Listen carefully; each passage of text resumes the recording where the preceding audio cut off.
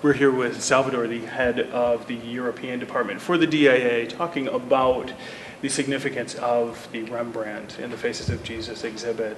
And first of all, you were telling me that there have been 83,000 people so far that have come through the DIA to take a look at that. What do you think makes this exhibit so popular? Well, I think it makes it popular because we are doing an exhibition about one of the greatest artists of all times, which is Rembrandt, and we are focusing on a very important or very well-known figure in history, which is Jesus. Mm-hmm.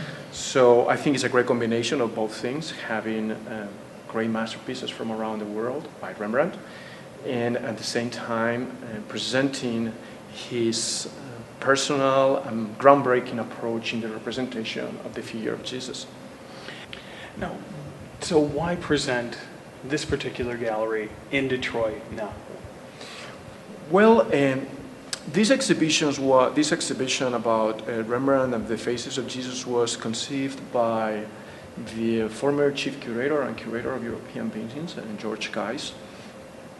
And it's a wonderful idea that he brought with the director of the museum, Granville. Both brought the idea to the attention of the museum, the Louvre Museum in Paris and the Philadelphia Museum of Art. And it's such a compelling concept that both institutions immediately wanted to be part of the exhibition. It's true that we went to the Louvre to ask for a very important loan, which is the Sabbath Amos, a very important picture by Rembrandt in the 1640s, that for which the DIA owns the sketch of the head of Jesus. Now, to put an exhibition like this together, obviously the DIA doesn't and can't own everything that's on exhibition here. How do you work with other galleries or other museums to be able to get some of these pieces in here? What do those conversations sound like? Well, the first thing is you have to have a very good project. And the project was born in Detroit, and it was such a compelling idea that we got other museums excited about it. So that helps a lot to to make other museums agree for loans. The first thing is the project. The second thing is also the fact that the DIA is a very prestigious museum around the world, that we have a great collection of Dutch paintings, and European art in general.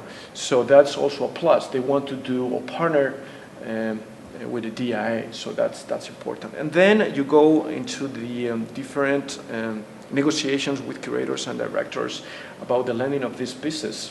You know, this is a very special exhibition because many of the works, many of the paintings are on wood panel.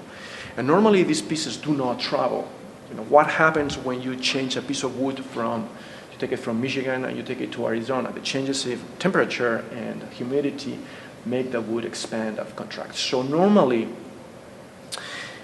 paintings on wood or paintings painted on panel do not travel because there is a lot of risk that the wood, because of changes in temperature and humidity, might actually ruin the wood and the painting. So this was very special in terms of negotiations, and we got great masterpieces. And as it takes a lot of diplomacy. We collaborate also with these institutions. We lend many of our masterpieces around the world. So we also expect that other museums help us when we have an important project like this one. And my final question, if somebody is a novice, but they're curious, why should they come to check out this particular exhibit?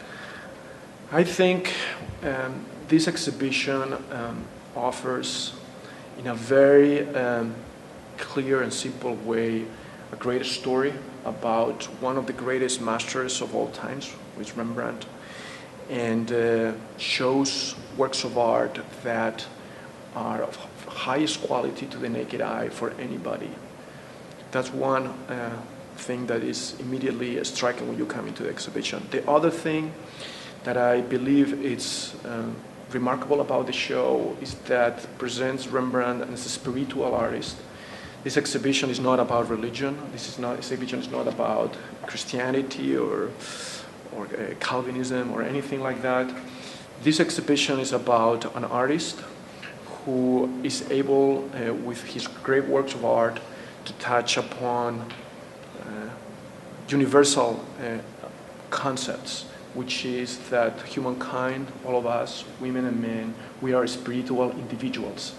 And the works of art in this show really express or illustrate the spirituality of human beings. Great. Well, thank you very much. Thank you.